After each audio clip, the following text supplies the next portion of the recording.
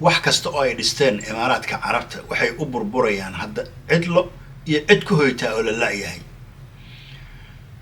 sanooyin badan waxay ku mashquulsanaayeen dhismo iyo dabaqyo dhaadheer iyagoo fikirkooda uu ahaa dhis wax degan la weyn maaya. wax kasta oo ay dhiseenna waxay ahaayeen dhismayaal aad u dhaadheer, aad u qurux badan, laguna raaxaysto. waxay dhismayaashii sii wadaanba waxay gaareen cid degtaa in la waayo oo ay kala bataan dadka ku nool iyo dalxiisayaasha wax aysan buuxin karin. taas macnaheeda waxay tahay in ay dabaqyo aad u fara badan ay dhiseen, populationka dalkana uu number aad u yar yahay. haddii dalxiisayaasha yimaadaan xataa oo aysan buuxin karin markii saraha ay dhisteen oo dabaqyadaas dhaadheer oo sky scriberska la yidhaahdo. waxay dhiseen dabaqyo aad u dhaadheer oo laga yaabo in laba dabaq ka mid ahba inta magaalada ku nool inay ku filan tahayba. waxaaba laga yaabaa magaalada tirada inta degan oo dhan haddii laisku soo daro 3 ama 4 cimaaradood oo dhaadheer inayba ku filan yihiinba. waxa ku nool waa imisa imaaraadka waa naqaanay.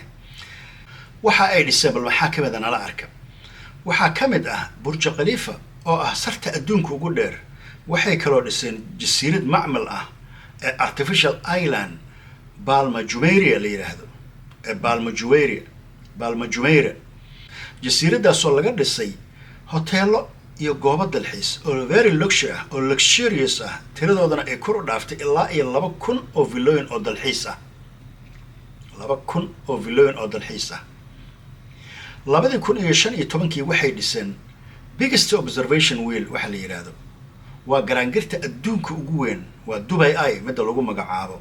laab midda London ayay ka dheer tahay. waxay dhiseen moolka adduunka ugu weyn uguna quruxda badan iyo aeroboortka adduunka ugu weyn ee ugu casrisan. sanadkii 2014 ilaa iyo 2024 waxay dhiseen 40 sky scribers waxa la yiraahdo oo midiiba uu dhererkeedu uu gaaray 300 oo mitir ama 1,000 feet. Dubai waxay lumisay dhalaalkii caalamka ay ku eegi jireen. waxay lumisay saaxiibadii ay caalamka ku lahaayeen. sarihii ay dhiseen cidlo iyo cid ku hoyata ayaanan maantaba jirin. dhismayaashii ay dhiseen waxay 28% u baahan yihiin dayactir. kuwa ay dhiseen waxay u baahan yihiin dayactir oo wax la yiraahdo maintenance oo cid degan haba yaraatay hadda ma jirto. Dubai ay waxaa la xiribay iska daayada 2022 ilaa iyo haddana cid isticmaashay ma jirto. Dubai Mall oo ah moolka adduunka ugu weyn isna waa cidlo oo cid wax ka iibsata haba yaraatay ma jirto. dadka tagaana waxay u tagaan inay kuleelka xad dhaafka ah ee kaga gambadaan oo waa ay isku qaboojiyaan uun keliya iyo inay sawirro isaga qaadaan halkaas iskana daawadaan moolkaas. wax kale uma ay tagaan, waxba kama iibsadaan markii dhaqaale ma jiro. restaurantiyaasha waaweyn ee qaaliga ah iyagana cid wax ka cuntaa ma jirto oo dadka waxay tagaan maqaayadaha raqiiska ee bariiskii chickenka lagu iibiyo ama meelaha fast foodka ay tagaan iyagana. inta badan dadka hadda waxay yiraahdaan dhismaha burj khalifa waa cidlo, apartmentooyinkiisu dhan waa cidlo oo qaarkoodba weli waxa waa cid degta haba yaraatay ma jirto, qaarkoodba weliba lama degan burj khalifa.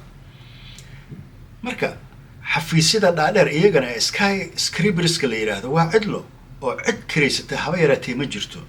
dhanka kale extra luxurious Armani Hotel midka lagu magacaabay ee ku dhex yeelay burj khalifa wuxuu xirma asagana Abriil 2026 dagaalkii Iran iyo Israa'iil Mareykanka markuu qarxay kadib. cid degan haba yaraatay asna ma jirto oo iska xiray hotelka oo hotelkaas oo habeenkii lagu seexdo oo ah runtii apartment ah ayaa habeenkii waxa lagu seexdaa 1,000 ilaa iyo 15,000 oo dollar inta u dhaxaysa. quruxdiisa iyo waxa way runtii dhalaalkiisa iyo qaaligiisa waxa lagu xardhay oo kaliya waa 15,000 ayaa laga hadlay halka habeen. waa Armani Hotel luxurious. maalgashadayaasha iyo ganacsatada waxay maanta ku eegayaan Dubai indha kale oo waxay u muuqataa inay u wareegeen Hong Kong iyo Singapore. tan kale cimilada Dubai waa meel aad u kulul oo runtii waxa waa dabeelahan fi ah ayaa ka jirta halkaas. inta badanna waxay gaartaa 50 degree Celsius ama 104 degree oo Fahrenheit ama 50 Celsius oo 122 Fahrenheit ah. wax dhaqdhaqaaq ah ama outside activities wax la yidhahna kama jiraan. Banaanka taa usoo baxda ama tennis aan ku ciyaarayaa xilliga kuleelaha sabarka oo kale haba ka yaaban, oo runtii waxa wax dhaqdhaqaaqa ma jiraan. magaaladaas waa desert sidaa la socotaan, oo dabaylo hanfi ah kuleel badan ayaa jira. iban xataa xeebahooda xilliyada kuleelaha lama tegi karo, laguma dabaalan karo, laguma raaxaysan karo. marka runtii waxa waaye Dubai waxaa heshay masiibo aysan marnaba kasoo kabanaynin, oo runtii waxa waaye dhismayaal aad u qaali ah, aad aragteen hoteello qaali u wada ah. marka waxa waaye adduunka oo dhan ayay indhahooda soo wada jiiteen. laakiinse maanta waxay maraysaa dagaalkii yar oo waxa waaye ka qarxay 28 February Iran iyo Mareykanka iyo runtii waxa waaye Iran iyo Mareykanka iyo Israel ayaa maanta waxa waaye sarihii la haawanayaan. marka runtii waxa waaye dhibaato badan ay caalamku u geysteen, xarash badan loo hayo. what goes around comes around. maanta imaaraadkii ayaa laftirkooda waxa waaye maanta waxa waaye la daala dhacayo runtii saaxiib la'aan, cidla meel cidla ayay taageen. nimanka koofi gaabka ah ayay runtii isku xireen. marka waxa waaye dal walba saas u kibrana waxa waaye runtii waxa imaaraadka ku dhacay ayaa tusaale ugu filan.